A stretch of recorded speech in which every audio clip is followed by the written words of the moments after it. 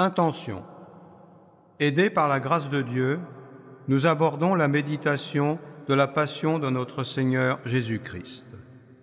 Nous allons l'offrir au Père Céleste pour l'honneur et la gloire de Sa Majesté divine, en lui rendant humblement grâce pour son amour, grand et inconcevable, à l'égard du genre humain, à savoir qu'il daigna envoyer son Fils afin qu'il souffrît pour nous des supplices cruels et accepta de mourir sur la croix.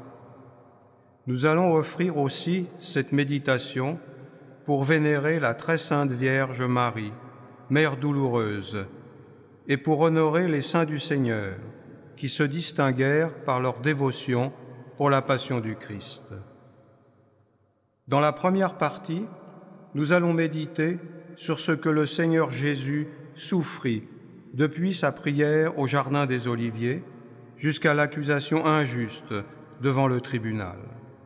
Ces outrages et insultes, nous allons les offrir au même Seigneur pour nous souffrants, pour la Sainte Église catholique, pour le Pasteur suprême avec tout le clergé, en plus pour les ennemis de la croix du Christ et pour tous les infidèles, afin que Dieu leur donne la grâce de se convertir et de revenir de leur égarement.